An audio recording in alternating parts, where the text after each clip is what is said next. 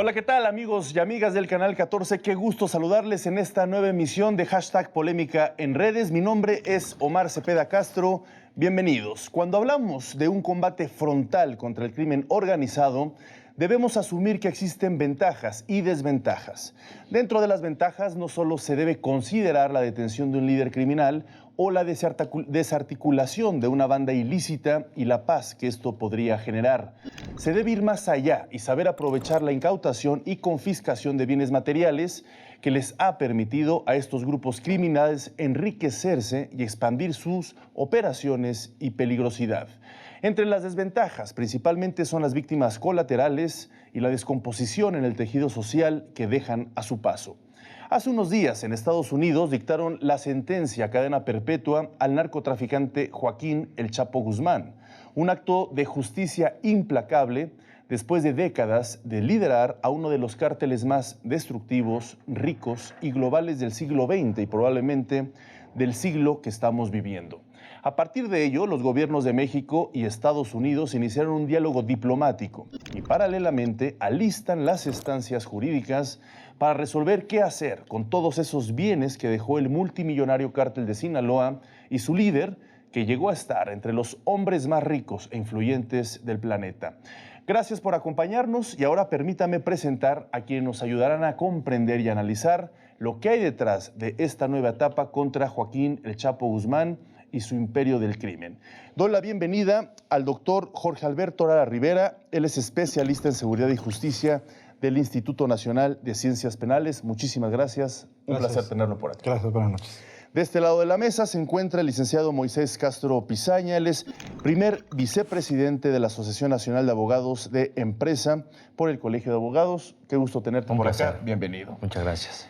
Y una persona que se ha especializado de manera muy profunda en estos temas, al periodista y escritor José Reveles, especialista también en temas de seguridad.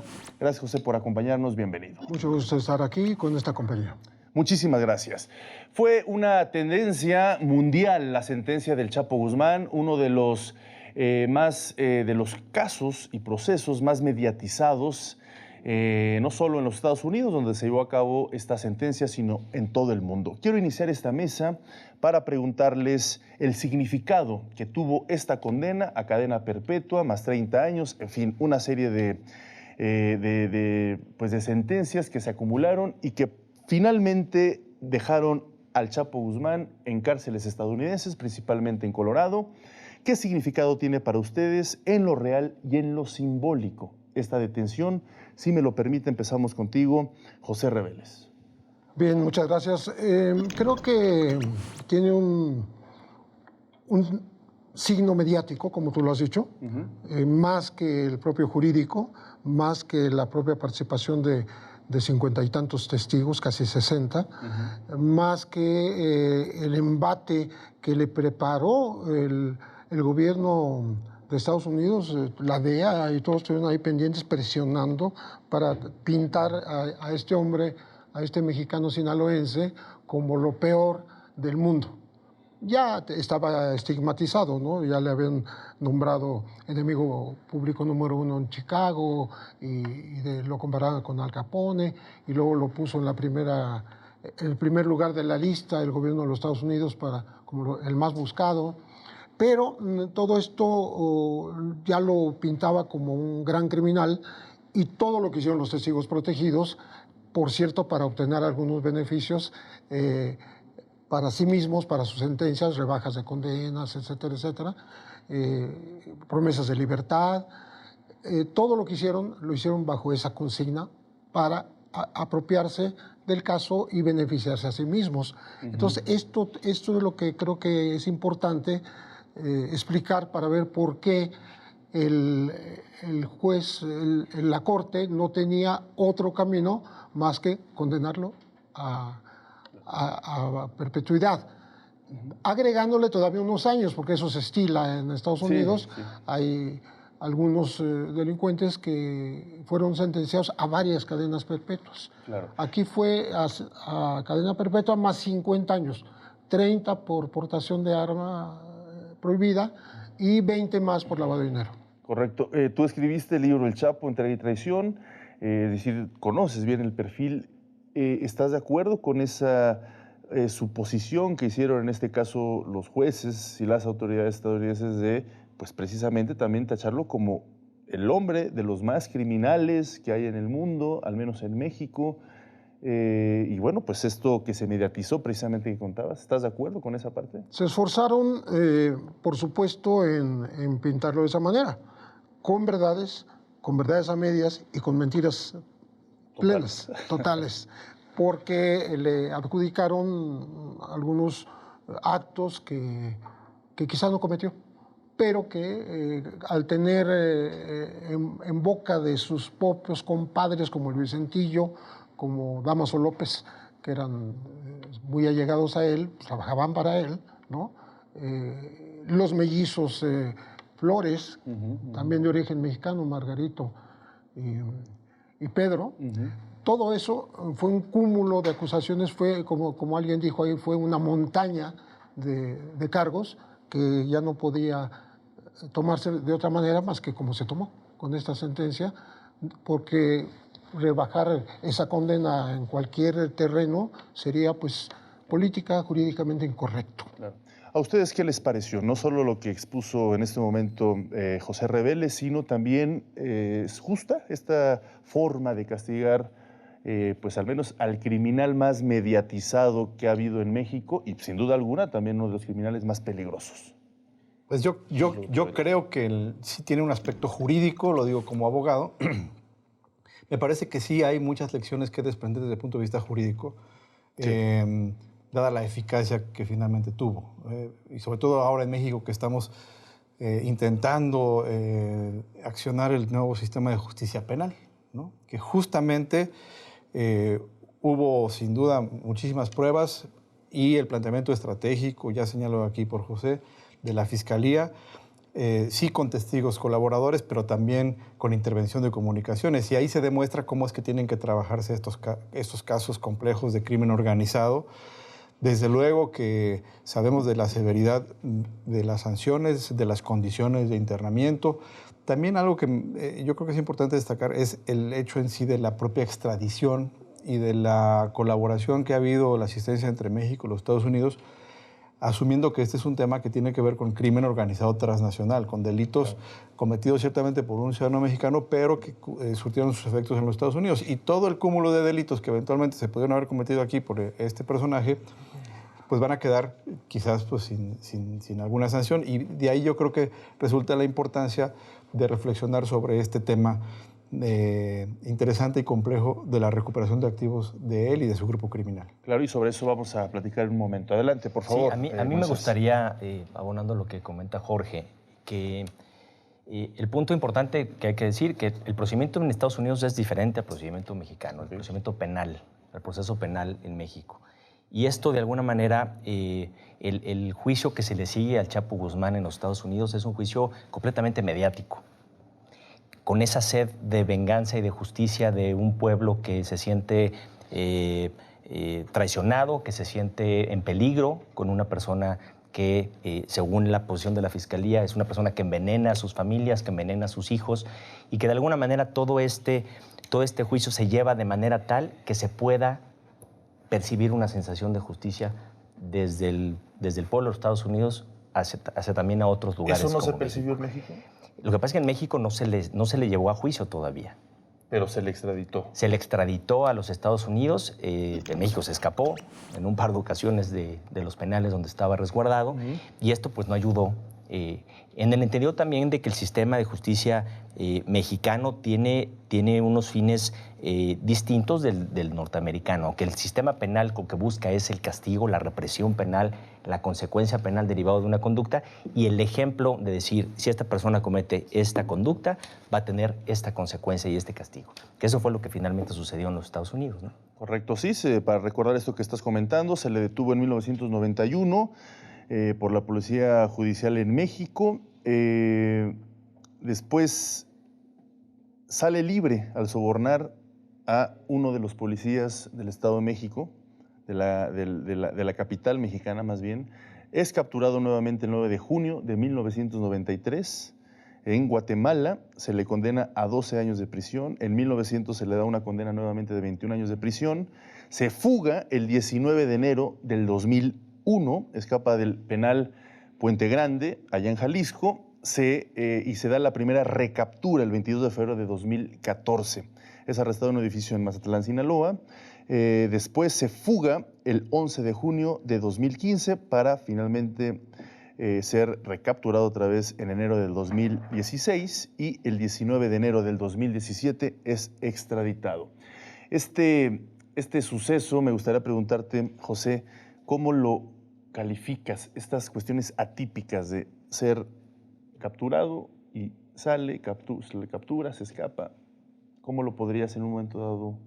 Hay que agregar la última revelación que hizo Eduardo Guerrero, que fue director de las cárceles, Eduardo Guerrero Durán, de las cárceles federales, y que acaba de decir en una exclusiva que publicó Notimex, que ya tenía preparada su plan B, otro túnel. Sí. O sea, se iba a volver a fugar. Claro. O sea, sería la tercera ocasión de un penal de alta seguridad, porque fue devuelto al altiplano cuando se le capturó después de la fuga por el túnel, ¿no? Y entonces nos acaba de decir el que fue director de penales en esa época que ya tenía, estaba ahora dando el segundo túnel, ahí mismo en Almoloya. ¿Qué quiere decir eso? Que el gobierno mexicano tenía temor de que se le volviera a escapar. Y por eso se lo llevaron a finales del 2016, del 2016 a Ciudad Juárez. Ciudad Juárez, sí, exactamente. A Ciudad Juárez, ¿por qué? Claro. Porque estaba en la frontera con Estados Unidos y porque Guerrero Durán había sido el director de las cárceles de Chihuahua. Por tanto, sabía que allí estaba perfectamente aislado, hermético, y tenía un grupo de élite vigilándolo afuera. Entonces, no se podía escapar ni de chiste. Aunque había riesgo de que se escapara nuevamente, porque pues, seguía, por eso la decisión del gobierno de México de extraditarlo. Seguía en territorio mexicano y mientras no se deshiciera de esa bomba de tiempo México, no iba a estar contento. Y por tanto, pudo ser entregado a la Corte de Nueva York, que nunca lo pidió en extradición. Lo pidió El Paso y Los Ángeles. O sea, California y Texas. Y a ninguno de los dos se lo entregó México. Se lo entregó o tomó la decisión arbitraria de Estados Unidos de llevárselo a Nueva York. Eso bastaría para que estuviera libre. Pero eso no va a ocurrir, porque siendo un tema jurídico, como dijo Jorge, es un tema más político que otra cosa. Bueno, muy bien, pues vamos a hacer estas primeras opiniones y análisis. Vamos a hacer una breve pausa. Les recuerdo que nos puede seguir a través de nuestras redes sociales, @canal14mx. Está usted viendo #polémica en redes. Regresamos.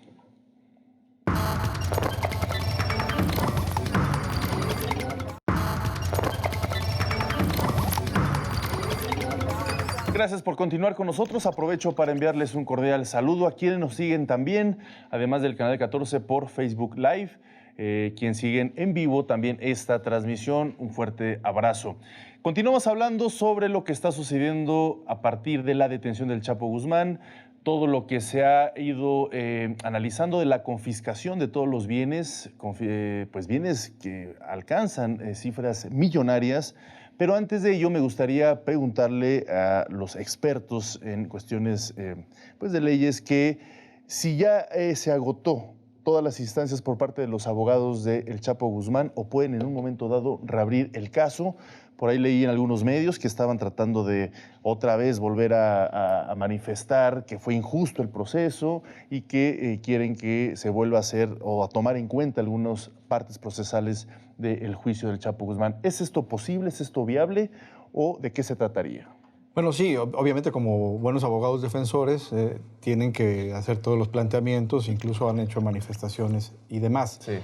Entiendo que están planteando una apelación. En su momento quisieron anular el juicio porque uno de los reporteros que había seguido el asunto platicó con algunos de los miembros del jurado y eso es bastante delicado. Sin embargo, dada la consideración de quién se trata Joaquín Guzmán Loera como personaje y su centralidad en la política criminal de los Estados Unidos, me parece que los recursos ulteriores pues no van a tener éxito para los efectos de abrir el procedimiento. Yo creo que ya esta circunstancia puede ser considerada, me parece a mí, inapelable. Correcto. O sea, esta cadena perpetua es inamovible. Sí, a mí me parece, yo coincido con Jorge también, me parece que no habría algún recurso, salvo el habeas corpus, que es un procedimiento parecido al juicio de amparo mexicano, pero le veo muy pocas posibilidades atendiendo a que es una circunstancia política, es un juicio mediático.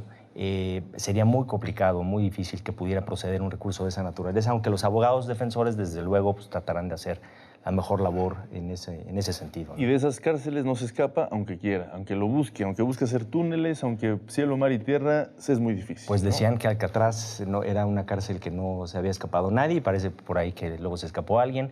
Digo no quisiera... no es que sean tus deseos. No es que sean mis deseos, pero bueno, es una cárcel, entiendo que no ha sido violada jamás. No, le llaman el Alcatraz de las montañas, es una cárcel subterránea, es un lugar de absoluta seguridad y al que tal vez lo hubieran llevado 2 meses después, más o menos, si fuera un caso normal. Pero como es el Chapo, para dar una idea de la ferocidad con que se le sentenció, se lo llevaron inmediatamente. Sí. A los 2 días ya estaba ahí en Flores, en Colorado. Claro, sí, precisamente para que no existiera ninguna opción, posibilidad, ni siquiera sueño, yo creo que por parte del narcotráfico. Sí, por supuesto, ¿no? Que no. Quisiera agregar una cosa porque sí, en México también tiene abogados.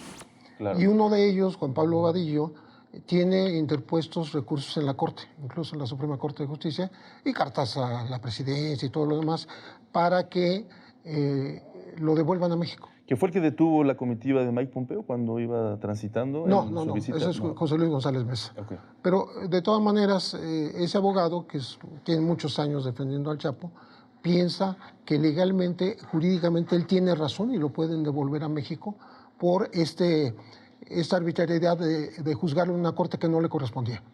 Claro. Para empezar. Y porque pasaron los 60 días que el Tratado de Extradición permite, naturales, para que las cortes que sí lo debían haber recibido reclamaran a su extraditado. No lo hicieron. O sea, arbitrariamente se le juzgó donde quiso Estados Unidos y en el lugar y a la hora y con las formas que quiso. Claro.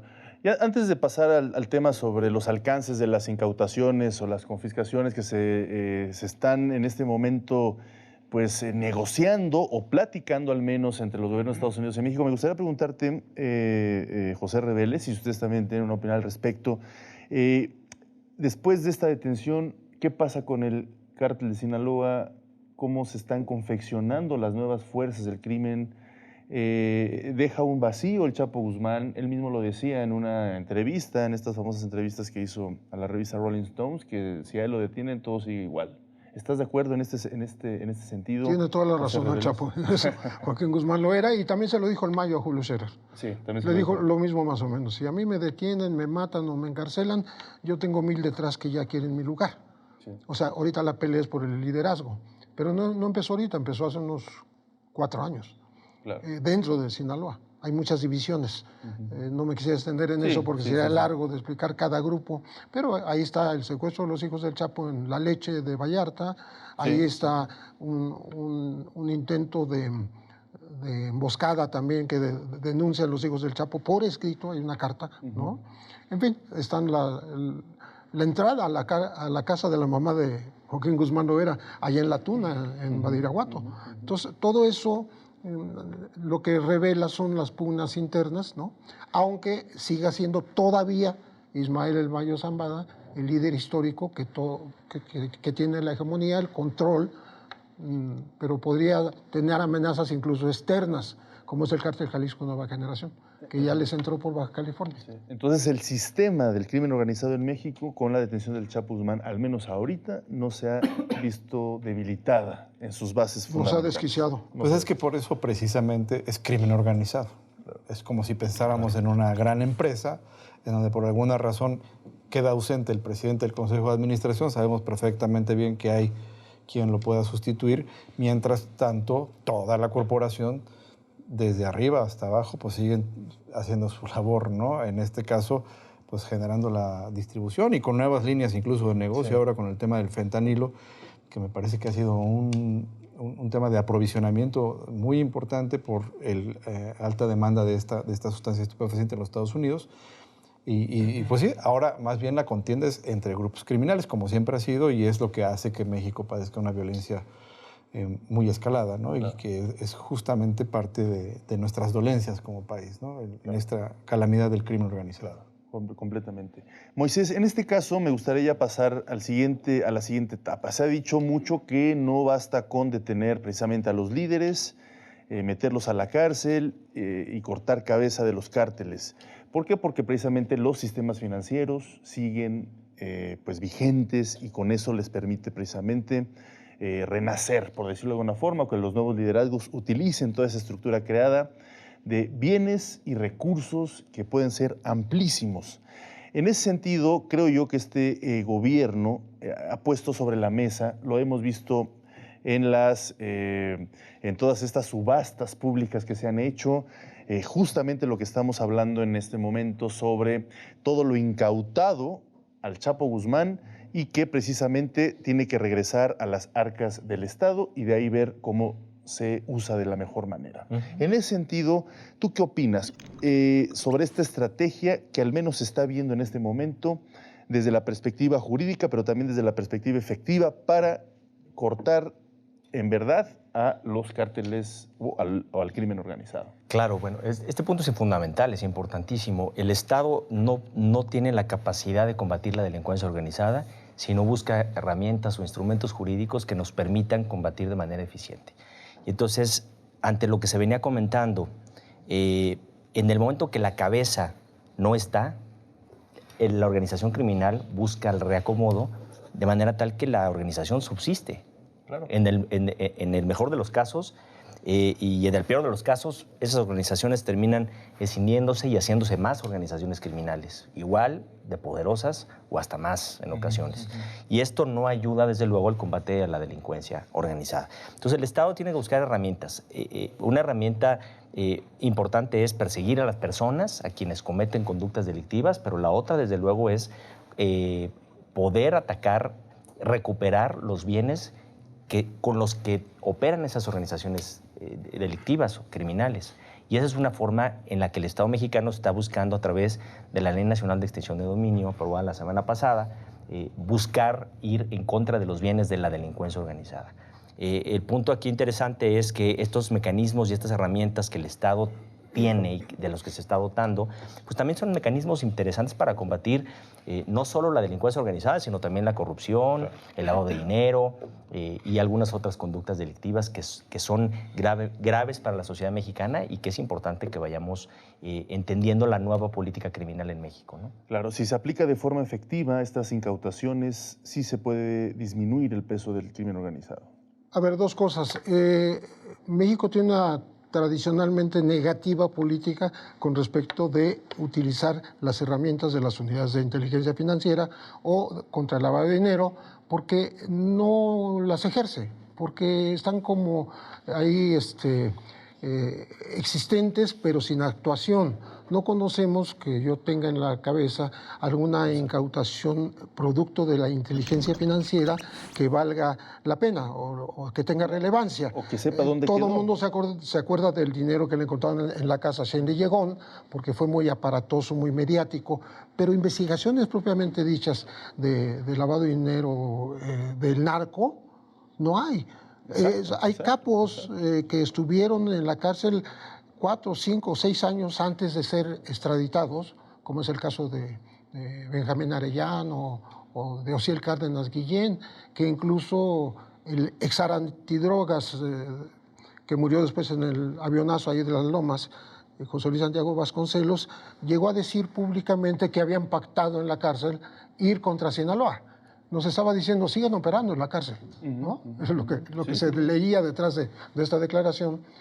Y no les quitaron dinero. Cuando llegan a Estados Unidos, reciben multas millonarias de $100 millones que pueden pagar, porque en México no se les quitó el dinero. Claro. Entonces yo espero que ahora haya remedio a esa situación. Y más tarde me gustaría comentar que estamos bordando un poco en el aire, porque que yo sepa, ni México ni Estados Unidos tienen ubicadas las fortunas del Chapo Guzmán.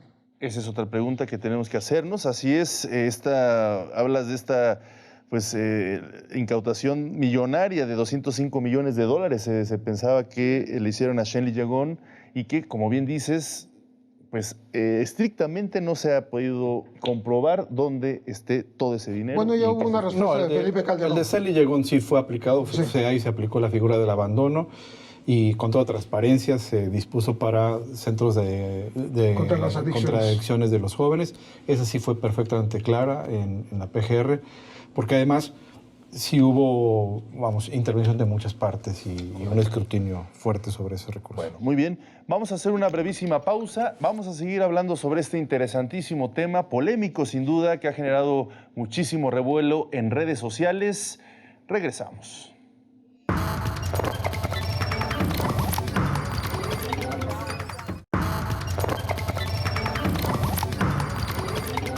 Gracias, qué bueno que nos acompañe. Estamos hablando ya en estos momentos del programa #Polémica en redes sobre las investigaciones, qué hay y qué no hay respecto a todo el dinero y propiedades, entre otras cosas, bienes de el Chapo Guzmán y del Cártel de Sinaloa. Se habló de forma detenida en la última reunión entre el canciller Marcelo Ebrard y Mike Pompeo sobre esta necesidad de generar un cuerpo binacional para que trate estos temas. Pero aquí la pregunta es, ¿ya se tienen ubicados esos bienes? Yo lo que más desearía es que ya hubiera materia de trabajo, ¿no? Bueno, claro.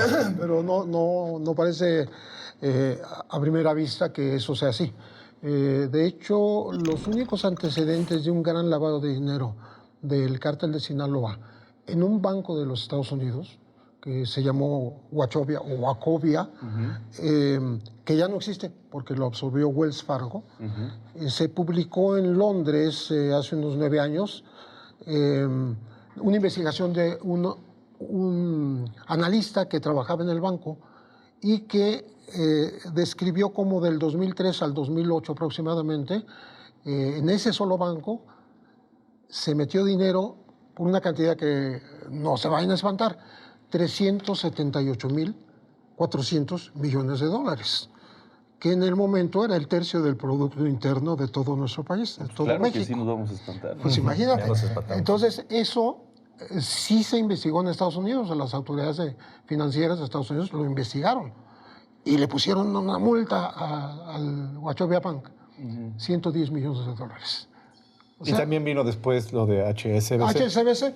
Pero HSBC lavó menos dinero que esa cantidad, pero fue multado más alto, sí, más de 2.000 millones. Lavó 7.000 y le multaron con 2.000 millones, pero ninguno de sus funcionarios, esto es relevante, fue a la cárcel. Es decir, había causas penales de todo tipo en México y en Estados Unidos y no se impulsaron las causas penales. Y lo subrayas eso de las causas penales porque si entró esas cantidades de dinero, es decir, entró de forma irregular. Hubo lavado y hubo sabían. lo que ellos llaman una suspensión condicional, que es una forma de encauzar un proceso. Nosotros hicimos una investigación en 2016 y la PGR, por escrito lo tengo, a pregunta expresa sobre los recursos del Cártel de Sinaloa, reconoció, a ver si nos espantan ahora, reconoció tener documentados de recursos de Joaquín Guzmán Loera y de su grupo criminal la cantidad de 5.300.000 pesos, que es totalmente irrisorio. Yo creo que mejor hubiesen dicho no tenemos identificado nada. Claro. Pero ese es justo, yo creo que ese es el tema fundamental en esto que Moisés hace un momento llamaba la recuperación de activos. Es decir, esos instrumentos que van más allá de la persecución de los individuos o las personas, que es el decomiso penal, que es el abandono, y ahora esta figura promisoria, espero yo, después de 10 años que no ha funcionado, de extinción de dominio, y que sí ha funcionado en Italia, que fueron los que la crearon, en Colombia, en los Estados Unidos, y que sí es, el proceso de pacificación y de orden de cualquier país que tenga un problema de crimen organizado pasa por tener una robusta extinción de dominio como la que se ha estado aprobando e impulsando en México.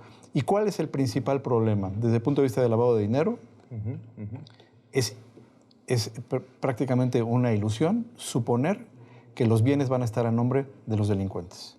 No va a haber una sola casa, no va a haber un solo rancho, no va a ser un solo inmueble, un solo vehículo o una sola cuenta a nombre, por ejemplo, del personaje Joaquín Guzmán Loera. ¿Por qué? Porque se utilizan precisamente todos los mecanismos de simulación, de engaño y de fraude que tienen que ver con el lavado de dinero, que implica uso de prestanombres, es decir, gente que acepta intitular los bienes a su nombre, sus cuentas a nombre de él, a sabiendas que ellos no son los dueños de los bienes. O bien empresas fachada, ¿no? Como lo vemos también en la lista OFAC, en donde hay una gran cantidad de empresas, esta lista negra del Departamento del Tesoro de los Estados Unidos, que es un listado de empresas y de personas físicas que han servido precisamente en estas operaciones de presunto lavado de dinero, y que entonces la autoridad lo que tiene que hacer para tener éxito en esta pesquisa es cómo pueden vincular a una persona con un recurso a la persona en cuestión, a Joaquín Guzmán Loera, para que se demuestre lo que técnicamente, si me permiten, se llama la figura de beneficiario final. Claro. Esa es, digamos, la parte técnica.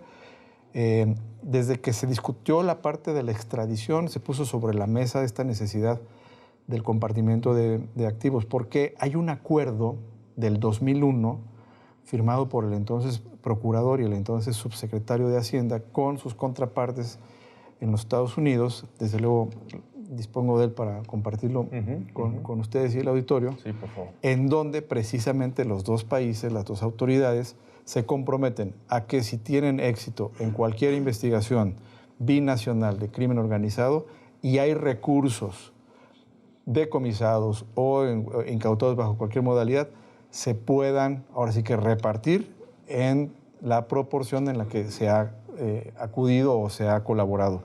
Aquí me parece que pues no cabe duda que México puso la parte más importante, ¿no? A la persona, ¿no? Y me parece que eso es un argumento muy potente y muy potable que ahora retoma el gobierno de México para poder hacer este planteamiento. Pero algo se habrá ya identificado, algo dentro de todo este lavado de dinero para que pues precisamente se sienten a negociar México y Estados Unidos. Yo creo que estas aparentes noticias no tan agradables o no tan buenas, no tan positivas, pues tienen hay una parte positiva también de todo esto. Los bienes dejan su rastro necesariamente. Okay. Los bienes como sean. Los bienes se pueden transformar, se pueden mezclar, se pueden transformar en otros, se pueden ocultar, pero los bienes ahí están. El dinero no se puede esconder, dicen por ahí, ¿no? Entonces, yo creo que será labor de las autoridades de inteligencia financiera y las demás autoridades de investigación de delitos, identificar dónde están esos bienes, quiénes son los poseedores de esos bienes y a cuenta de qué están poseyendo esos bienes. Porque uno de los temas más interesantes para poder aplicar, por ejemplo, la figura de la extinción de dominio es si tú como poseedor no puedes demostrar la legítima posesión de ese bien, si no puedes demostrar por qué lo tienes y a cuenta de qué lo tienes, pues es un bien que viene necesariamente de una actividad ilícita. Y eso me gustaría preguntarle a los tres, a ver si coinciden. Cuando el crimen organizado hace una venta o hace una sustancial venta o procesos de venta, en este caso de droga, y reciben el dinero, que casi siempre es en efectivo, ¿no? Y de ahí empieza el proceso de lavar y etcétera. ¿Cuáles son o a qué acostumbra el crimen organizado a hacer esas compras? Además de, no sé si equipos de fútbol, aviones, yates, mansiones, en fin, ¿qué es lo que normalmente utilizan? Sabemos que pues ahí están en subasta en estos momentos en Los Pinos, pues joyas, etcétera. ¿Qué más? ¿Qué es lo que ellos principalmente operan? ¿Cómo operan ese dinero? Pues el sistema financiero es una forma muy natural de buscar lavar el dinero, utilizando las instituciones del sistema financiero. La compra de activos, sistema financiero, bienes, bancos. Hablemos de bancos, de entidades financieras, tratando de hacer aparentar operaciones que no son legales. Constitución de empresas fachadas, como decía Jorge. Todo este tipo de actividades, actividades comerciales, restaurantes, discotecas, bares, por ejemplo, ¿no? Por poner un ejemplo nada más. Y de alguna manera ir pudiendo, a partir de estas actividades que son legales, que incluso pagan impuestos y tributan al Estado mexicano. Lo transforman en un dinero lícito. Irlo transformando en un dinero lícito y lo van mezclando con el dinero ilícito, de manera tal que llega un momento en que ya no sabemos cuál es el... Hay una forma, Sí, se le llama tipologías, ¿no? Sí. Y es como un catálogo, Claro, como un menú que los expertos financieros del crimen lo manejan de manera muy hábil. Hay una forma muy, muy curiosa que es comprar boletos de lotería premiados.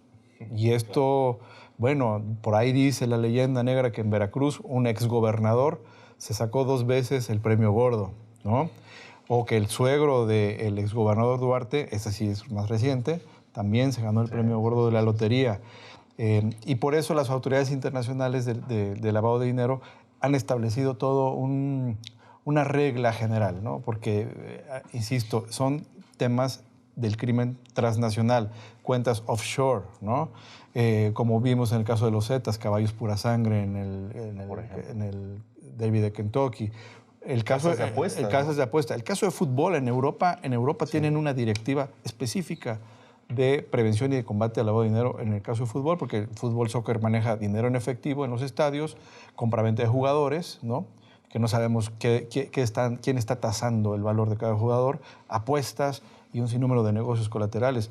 No olvidemos el caso de escándalo de corrupción y lavado de dinero de la FIFA a propósito del Mundial de Sudáfrica, que fue una investigación que comprometió a 26 países. O sea, sí, como dice Moisés, es cuestión de acudir a la inteligencia financiera, a los registros de los bancos, y esto ocupa, desde luego, talento humano, investigadores forenses, auditores, contables, que se tienen que dedicar a eso. Y como muy bien dice José, en México hemos tenido la ley, hemos tenido las instituciones, pero no se ha hecho el trabajo.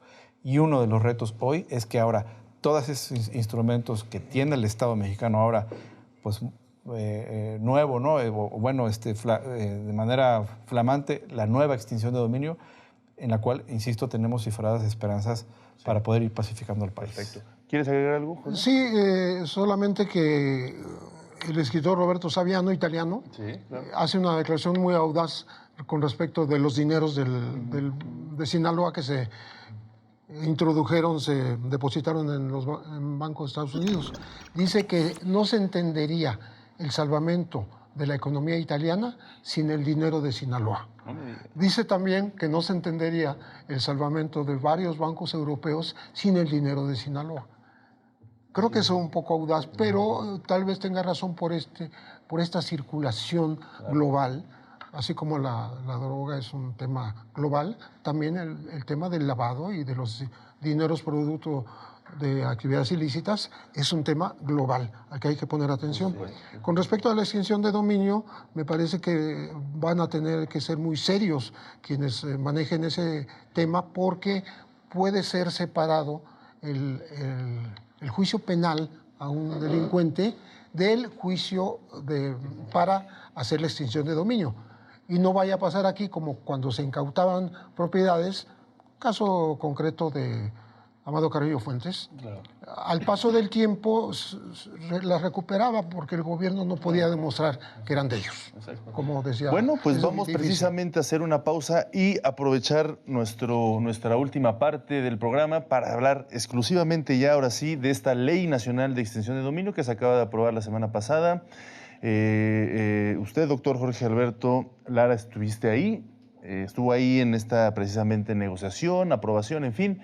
Vamos a hacer una breve pausa. Ya se encuentra en este momento nuestra encuesta, tradicional encuesta, #polémica en redes, ahí en nuestra cuenta de Twitter, @canal14mx. Participe, queremos conocer su opinión y precisamente entender esta votación respecto a este tema tan interesante. Vamos a una breve pausa y regresamos.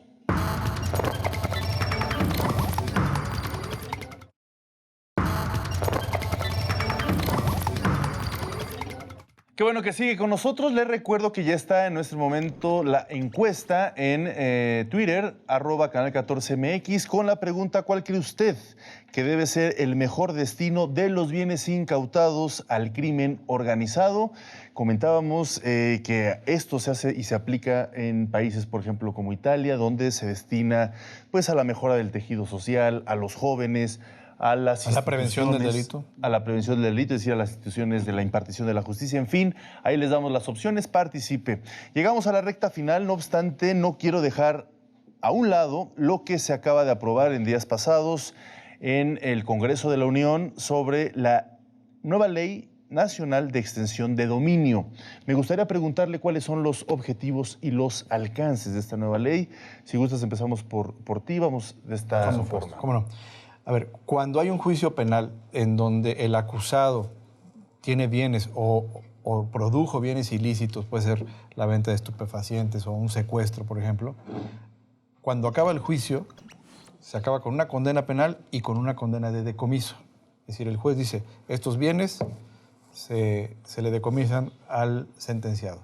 Como es muy difícil llegar a ese grado, México a nivel federal en los últimos 6 años de gobierno federal no reportó un solo decomiso. O sea, estamos verdaderamente colapsados en nuestras capacidades institucionales sobre decomiso. ¿Por qué es difícil el decomiso? Porque hay que acreditar que ese bien tiene relación. Entonces, la extinción de dominio se adelanta en Italia hace 40 años, con el juez Giovanni Falcone, hace 30 años, que es un investigador muy importante en materia de crimen organizado. Y la característica más importante para entenderlo es que se rompe el vínculo, el cordón de ese bien con el proceso penal. Y entonces es más fácil reclamarlo en un proceso distinto al penal, en donde hay garantías de no incriminación, donde hay garantías de debido proceso, en donde hay garantías de presunción de inocencia, porque ya el Estado enfoca sus baterías al bien y le dice a quien pueda ser el prestanombres, etcétera, a ver, este bien yo lo voy a recuperar con fundamento constitucional, con fundamento en tratados internacionales. Si me dices cómo es que hiciste de él, si este bien tiene una procedencia lícita, te lo devuelvo, sin problema. Ante un juez, en un proceso jurisdiccional garantizado por el artículo 14 constitucional, respetando todas las garantías y toda la oportunidad probatoria.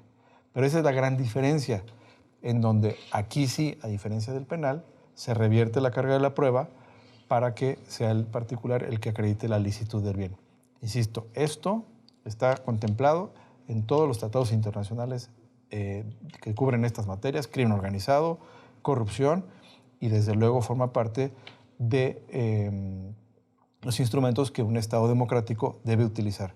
Hay jueces, hay fiscalización, hay transparencia. ¿Qué opinas, Moisés, sobre esta nueva ley? Pues primero hay que decir que esta Ley Nacional de Extensión de Dominio tiene su sustento en la reforma reciente constitucional al artículo 22 de la Constitución, que va acorde con el tema de tratados internacionales y que de alguna manera yo como abogado lo celebro, como ciudadano de este país lo celebro. Qué bueno que el Estado mexicano tenga estos instrumentos para realmente atacar las organizaciones criminales.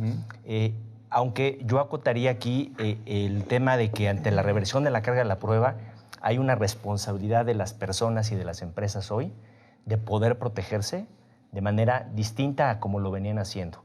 ¿Por qué? Porque ahora la buena fe, que en principio se presume, pero se puede desvirtuar por la petición del fiscal o del Ministerio Público que va a hacer la solicitud de extinción de dominio, tendrá que probarse por el propio adquirente o por el poseedor del bien sobre el cual se va a hacer la extinción de dominio.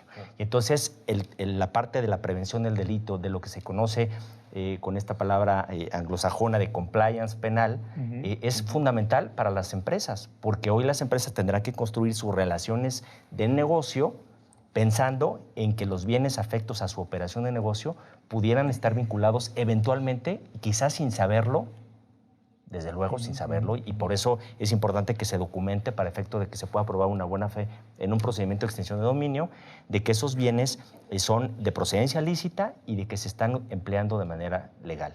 Y de esta manera hay que construir de manera preventiva todas esas herramientas para probar una buena fe en un procedimiento de extinción de dominio. Sí, porque existe también una línea muy, muy delgada, precisamente en que no se vaya a afectar a una persona inocente. A un tercero que le llaman tercero afectado. De buena fe. En ese sentido, sí hay candados. La legislación quedó muy que garantiza, con mecanismos que garanticen la acreditación del tercero de buena fe, que le llaman una buena fe cualificada. Pero sí es indispensable ir generando conciencia, sobre todo en México, que tenemos tantos problemas relativos al crimen organizado. A ver, tenemos ahora una tasa de homicidios de 29 homicidios por cada 100,000 habitantes. En lo particular, yo sí considero que hay un correlato entre la violencia, la impunidad y la impunidad financiera. O sea, me parece que sí va de la mano y yo creo que todos nos tenemos que hacer cargo de lo que nos toque. nuestro quehacer económico, ¿no? Porque al final del día la extinción de dominio y estas figuras lo que salvaguardan es eso. Es la legalidad del empleo, es la legalidad de la actividad productiva. Claro. Porque cuando alguien utiliza recursos que provienen del crimen, lo que hace en realidad es una competencia desleal. Claro. Que fastidia a todo el sistema económico. Sí, el crimen organizado es una cabeza, es un monstruo de 1000 cabezas y que precisamente se tienen que atacar de forma integral. Sí, y será por primera vez que se haga en serio, porque el asunto, repito, como lo dije al principio, es que no son atacados en su columna vertebral financiera los grupos organizados de la criminalidad. Se les deja, se captura al líder, pero tú no estás incautando, no estás decomisando nada. Les estás dejando todo el poderío económico con el cual pueden operar en este negocio global. No, y se tiene que operar rápido, porque el dinero, como decíamos, se mueve. Sí. Es decir, si te esperas varios meses después de la detención del líder, el dinero se mueve. Se va a lo que estaba poniendo Jorge de ejemplo de los Zetas que están hasta con carreras de caballos y todo eso, es una investigación que hizo Estados Unidos, porque estaban asociados a los gobernadores del norte del país. Entonces, aquí no se ve en la detención de un capo, sea Treviño Morales, de los más famosos, no se ve un resultado económico. No se ve un resultado de recuperación de fortunas inmuebles, vehículos, aviones, blindados, armas. Armas sí se ve. Casi siempre está sí, lo que se da en flagrancia, ¿no? Sí, ahí está el acopio de armas o los encontramos en una bodega, etcétera, etcétera. Droga también se incauta. Pero yo me refiero al producto del ilícito. Y luego viene el problema de la administración. Porque, por ejemplo, vehículos también recogen, pero vemos que los vehículos están en los corralones del SAE. Sí, el SAE... Echándose a perder, ¿no? O tiene que pagar rentas, pero cuantiosas para conservar los bienes. Sí, que ese es un problema ulterior. A ver, ¿qué vas a hacer con una casa, una casa, por ejemplo, en la playa, que tú le pones el sello de asegurado, al día siguiente se empieza a deteriorar? Sí. Por fauna, por clima, Entonces, eso es un reto para el Estado de también invertir en mantenimiento. En esta ley que se acaba de aprobar en estos días, justamente se previenen mecanismos de venta anticipada para poder optimizar los recursos, ¿no? Y como dice José, requiere quien haga la extinción de dominio en fiscalía y en las fiscalías estatales tiene que ser gente con visión de Estado. Claro. Con visión de Estado y con mucha seriedad. Que ese es un punto que a mí particularmente me preocupa. Yo ojalá, también espero lo mismo que tú, que realmente se utilice esta herramienta que el Estado ahora tiene para que realmente se combata la delincuencia y que lo haga muy responsable. Porque sí puede haber muchos afectados que no puedan probar su buena fe por no tener conciencia de que es necesario ahora tener cuidado con este tipo de actividades. Y partimos de la base de que los bienes que pueden ser sujetos de un procedimiento de extinción de dominio son bienes de los que no se pueda probar su legítima procedencia, productos del delito, objetos del delito, bienes que sean mezclados, inclusive, que sean mezclados o que sean transformados. Y podemos hablar de propiedades, podemos hablar de derechos, de cualquier tipo de bien.